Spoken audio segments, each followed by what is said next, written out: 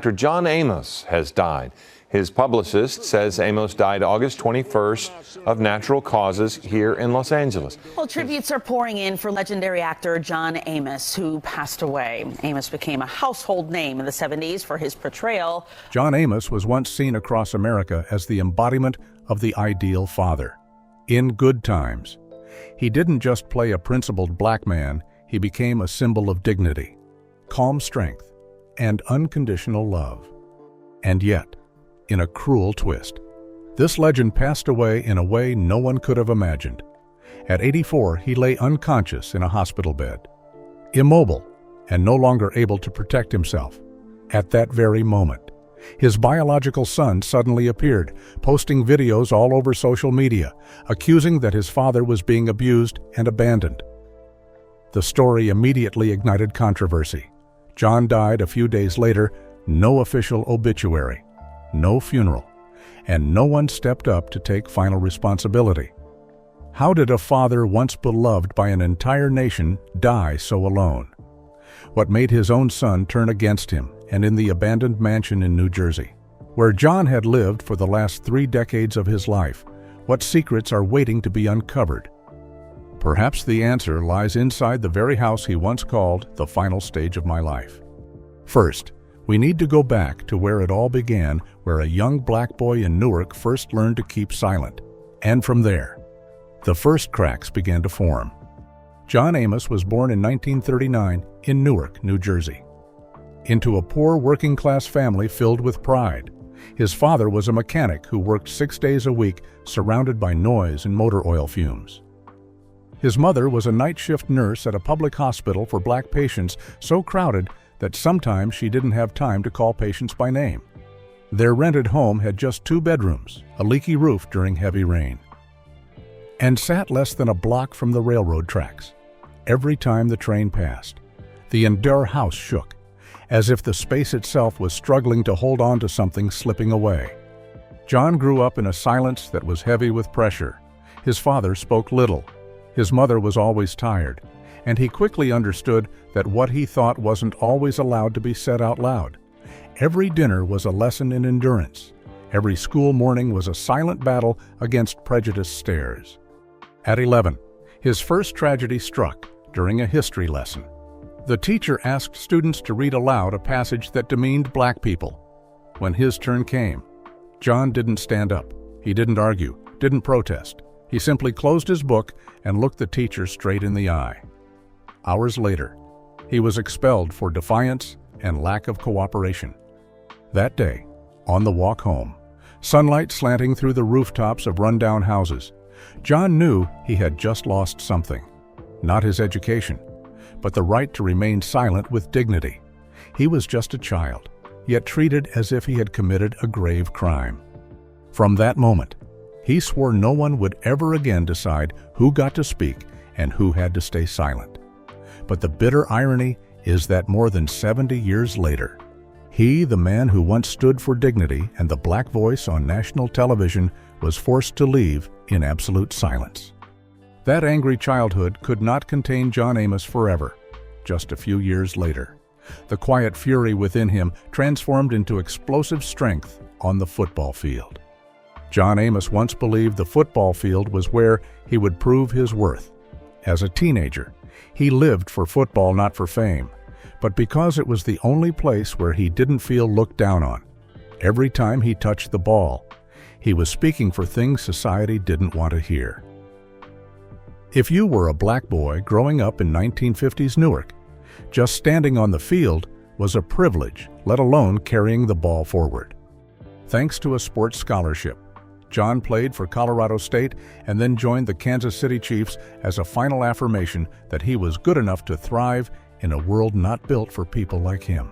But then, one unexpected hit mid-season changed everything. A torn ligament in his knee. His career collapsed. No calls, no farewells, no recovery. Everything ended in a cold silence, just like when he was expelled at 11 for refusing to read a racist passage. That time, he closed the book and walked out of the classroom in silence. This time, he left the field and stepped into Hollywood just as quietly. But unlike before this time, he chose to speak. In the 1970s, John quickly became a familiar face on television through Good Times. He didn't do cheap jokes. He didn't chase easy, stereotypical black roles. He embodied the principled, tough, loving father every African-American household longed for. The entire country called him America's dad. But behind the scenes, John was too real to be controlled. He constantly clashed with producers refusing hollow dialogue, rejecting scenes that distorted the black male image.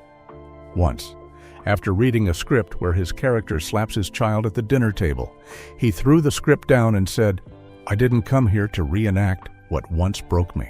The tension lasted 2 seasons, and then, without warning, he was written off the show. No explanation. Only a whispered line from the network, "He's too real, too hard to control." After Good Times, John played adult Kunta Kinte in Roots, a historical epic about the slave trade America had tried to forget. In a scene where his character is hanged, John insisted on doing it himself for the truth in his expression, but the rope was too tight. Seconds after being lifted, he began to choke, lost control of his body. Eyes rolled back, he blacked out. The entire set froze. When he came to, he said nothing, just pulled out a small recorder from his pocket, clipped it back into his coat. No explanation. From that day, he carried it everywhere. When asked why, he'd smile and say, "If I ever can't speak, at least something can speak for me." At the time, no one really understood what he meant, but decades later, as he lay dying in a way no one could believe, people began to wonder maybe he always knew. When no one listens on stage, you build your own in your home. In 1980, after Roots wrapped and the name John Amos became an irreplaceable icon in the hearts of black viewers, he suddenly vanished from Hollywood. He took no more major roles. He didn't appear on talk shows. Instead, he withdrew to Englewood Cliffs, New Jersey, and paid in full for a mansion worth over $500,000 in cash. The house spanned nearly 5,000 square feet, resting quietly on a hillside shaded by old maple trees. Inside, there was a wood-paneled library, a soundproof basement studio, and a backyard garden he personally tended, plant by plant. When friends asked why, he simply said, "I want a place where I can be a father without the cameras." In the basement, he installed a small recording button embedded in the wall next to an old leather chair where he sat every night. No one knew why, no one asked, and no one ever saw him use it. But many years later, that very room and that very button would become the place where John left his final message, in a recording that never made it to the person who needed to hear it. And so, people began to ask, was that mansion truly a home, or just another stage, where he acted out the final role of his life, with no audience, no director, no applause when the curtain closed. But it was in that same house, the place he once considered his final sanctuary, where his first marriage began to unravel, not due to violence or betrayal, but because of a deeper pain. John wanted to control a family, in the way he had been denied when he was a child. And that's when his first wife chose to leave, taking their 2 children with her. John Amos was married only once, but in truth, his relationship with his ex-wife and children later broke into hundreds of pieces. Like recordings, no one knew how to rewind to the beginning. In 1965, John married Noel Mickelson, a white Jewish artist. At a time when America was still gasping under the weight of racial segregation, people were shocked. The press called it a marriage beyond television standards, but behind that wedding photo was a decade of disagreements, which eventually faded into silence. According to court documents, they divorced due to religious differences and parenting styles. But in a rare interview, his daughter Shannon Amos once said bluntly, "My father didn't listen to anyone. My mother didn't leave because of conflict. She left because she was forced into silence." John once said he wanted to raise his children with discipline, the same way his father had. But he forgot one thing: silence is not always love. And so, when Shannon turned 20, she left the mansion, cut contact for years, and later only mentioned her father in stories that had long lost their warmth. As for Casey, the only son John pinned all his hopes on. The relationship was even more painful. The boy who once hugged his dad at basketball games, who once wore his father's old fur coat to school, grew up asking a single, burning question, did my dad ever really see me? In 2013, Casey said on a local program, I don't know who my father is outside of what he played on TV. A sentence like a cold blade. John said nothing. He simply returned to the mansion, locked the second-floor room, and began recording messages that were never sent. It seemed everything had gone quiet. Until the summer of 2023, when John was hospitalized in a semi-conscious state, unable to speak, and while he lay immobile. Casey appeared in the media, declaring, my father is being abused, held in isolation, and someone is trying to take all his assets. The statement shook everyone. A father once known as a TV icon was now accused by his own son on his deathbed. But more striking, while the media split in two, fans grew confused, and the family lawyer remained silent. John, the most talked about name, could no longer speak a word. Some insiders claimed there was a recording he had left specifically for Shannon, hidden beneath the floor of the recording studio. That could explain everything, but strangely, it vanished. No one found the original. No one confirmed a copy existed. And rumors began someone in the family may have quietly erased John's only remaining voice, just to claim the mansion and the assets he hadn't yet passed on. And so, the life of America's dad, the man who once defended black dignity on national television, ended in silence within his own home once again. He didn't get to speak his final word, once again, silenced by his own, and once again. What he left behind wasn't applause, but questions no one dared to answer. What would you think if someone found that tape someday, and if it still exists? Could it be enough to repair a bond, broken by all the things left unsaid? But how can a man teach his children how to love if his own childhood was built on survival, scarcity, and silence? Before blaming John Amos for what was never said, consider the weight he carried when money always loomed above the head of that artist. And it was also the very thing that drowned him. John Amos once stood among the wealthiest and most respected black entertainers of the 1990s. After Roots' massive success, then endorsements and regular TV appearances, his net worth was estimated between $3.8 and $4.2 million in 1995. But behind those numbers was a boyhood memory, stuck in his throat when dinners in Newark meant white bread soaked in chicken broth, and his mother had to stitch his shoes 4 times so he wouldn't go to school barefoot. Maybe that's where he built a belief. Money wasn't for saving, and it was for holding on to the people he loved. The more he feared being left behind, the more he spent. He bought homes for family, gave financial help to old friends, and poured money into independent films that never made a return. After the divorce from Noel Mickelson, John spent over $750,000 in legal fees and asset division. In the early 2000s, he invested nearly $1 million in a restaurant chain in the southern U.S., all of which folded in 3 years. By 2008, to avoid a $500,000 tax lien. He had to mortgage the Englewood Cliffs mansion, the same place that once symbolized freedom and rebirth after loss. From 2010 onward, John's finances plummeted. Public tax documents revealed that by 2019, he had under $250,000 in his main account and almost no investment portfolio left. By 2021, the only thing remaining was the 5,000-square-foot mansion in New Jersey, then valued around $580,000. But even that home had deteriorated badly. It hadn't been renovated since 1997. Cracked walls, leaking pipes, warped upstairs floorboards all spoke a painful truth. John Amos, once a symbol of black pride on American television, lived out his last days alone, in a space once too big and now too empty.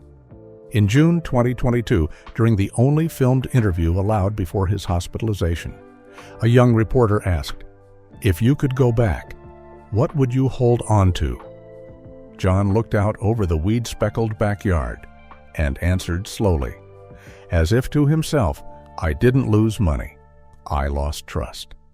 The reporter didn't ask more, but for anyone who'd seen his legal files, who'd stood in that basement studio where he hid unsent tapes, the answer was clearer than any bank statement. John Amos wasn't bankrupt. He simply gave everything to hold on to something he could never truly buy: connection. And in the end, that mansion was no longer a symbol of success, but the last place that proved he had once lived, once loved, once lost. The cruelest part, even after spending a lifetime preserving that home as a symbol of family, it became the battlefield of his final conflict with his only son, and then, just after his 83rd birthday. The tragedy he'd spent his life avoiding came crashing down in front of the world, on social media, with millions watching. One morning in early June 2023, as America followed sensational political trials, another video burst through the headlines and shook the public. The face on the screen wasn't a stranger.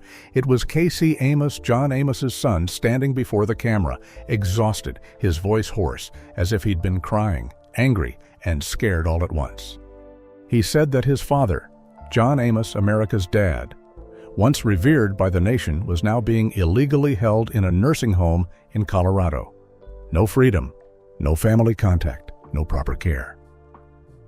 "My father is being mistreated, controlled, and he can't defend himself," Casey said, his eyes red. "I'm begging the community to help him. We can't let this happen to a legend." Within 12 hours, the video hit over 2 million views. From fans to outlets like TMZ, The Shade Room, and New York Post, everyone ran the story. Headlines filled the internet. Is John Amos being held a legend, abused by his own? But then, just days later, another video surfaced this time. It was John Amos himself. The image was haunting. He lay in a hospital bed, IV tubes taped to his arms, head propped up by a worn pillow, his face pale from dehydration and visible weight loss. But even through the fatigue, his eyes held a chilling clarity. He tried to sit up, turned toward the camera, and spoke, hoarse but firm. "I'm not being held. No one is abusing me. The one taking advantage of me is my own son." That sentence dropped like a bomb between fact and feeling. No one knew who to believe. The father, using his last strength to deny the claims, or the son, torn between fury and love, trying to do what he thought was right. The internet split. Some defended John, calling Casey a leech playing games in his father's final hour. Others insisted, no one makes up stories about their dad unless something's seriously wrong. But one truth couldn't be denied: John's video changed everything. It tore off the mask. From that moment on, the public no longer saw them as a TV legend, but as a broken family, where death wasn't the biggest tragedy, mistrust was. So what was the truth? That question, despite all the noise, still has no clear answer. But if you look beyond what was filmed, beyond what was released, you'll find something more painful than misunderstanding a father-son relationship that had been cracked for years and only now shattered into sound. Casey Amos, the only son of John, had lived in the Englewood mansion until 1991, when he was in his early 20s.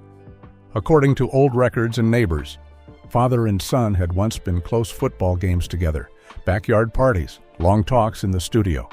But one July afternoon, Casey suddenly left. No goodbye, no return. And for over a decade, he didn't appear in any public event with his father. Some say Casey couldn't live in John's giant shadow. Some say John was too controlling, always insisting his son be a proper Amos Strong. Calm, just like him. But the son, as Shannon said in a 2015 interview, always felt like a guest in his own family. Then, as John aged and grew ill, people thought the gap would close. It didn't. In every legal document, medical, financial, end-of-life, Casey's name was absent. John had appointed a private attorney as sole representative. Even when he was admitted to a Georgia hospital in December 2023, Casey wasn't notified. No calls, no updates. When he arrived, he wasn't allowed in. Every door closed, as if he never belonged there at all. For a son raised in a father's silence, cut out from every final moment, no last words, no hand held, no last look. The pain was no longer just hurt. It was rejection. And maybe, just maybe, the accusations, true or not, weren't a random act. They were the last protest of a child who was never really heard. At the end of December 2023, John suffered a sudden stroke at a rented apartment in Georgia. The medical report stated the cause as an acute cerebral infarction. On top of years of congestive heart failure, he was taken to a private hospital in Tifton and admitted to the ICU in a semi-comatose state. Though alive, he could no longer communicate. For the next 7 days, no family members were allowed to visit. His private lawyer was the only person granted access. He refused to comment, refused to disclose John's condition, and denied both Shannon and Casey the right to approach the hospital bed. At dawn on January 3, 2024, John Amos took his last breath. The death certificate stated direct cause congestive heart failure, indirect cause widespread ischemic stroke. But no line mentioned the late life conflicts, the quiet disputes, or the unbearable loneliness he endured during those final months. No public funeral, no press conference. No one stepped up to speak. Shannon, the daughter, to whom he once dedicated a handwritten letter, was absent. Casey said nothing more. And so, John Amos, the man once known across America as America's dad, died in bitter silence, while his children were still fighting over who was right and who was wrong. No one heard him speak his final word, but perhaps he had anticipated that long ago, when he installed a recording button in the basement wall, when he wrote the last lines in his old notebook, when he understood that, sometimes, to leave behind a voice is something you must do before you lose the ability to speak. 1 month after his death, when the media had gone quiet, John's private lawyer followed through with his last instruction to hand over the keys to the Englewood mansion to the only niece still in contact with him. By then, the house had decayed, the attic roof leaked, paint peeled, the living room floor slanted as if bracing against time. But curiously, the basement remained tightly locked, as though John had tried to preserve it for something left unsaid. In the corner of the recording studio, behind an old VHS tape cabinet, the niece discovered a black wooden box with a simple latch. Inside were only 3 things: a notebook filled with handwritten notes about his past roles, an unmarked tape, and a folded letter labeled Shannon, open only when your father is gone. No one knows whether Shannon ever read it, but the content was later revealed in a scanned copy included in a legal file, and it left many speechless. In the letter, John wrote, "I know you've carried that hurt for a long time. I didn't know how to be a father.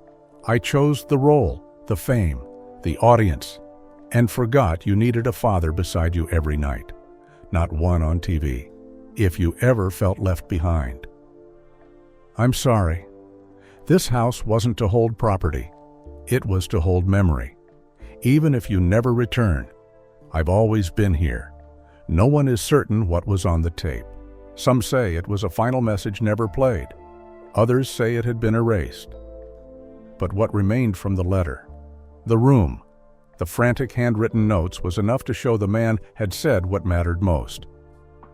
And the mansion, once a symbol of pride, had become a sanctuary for words never spoken, an apology too late, a chair never filled, and a father, imperfect as he was, still trying to leave one last message for his child.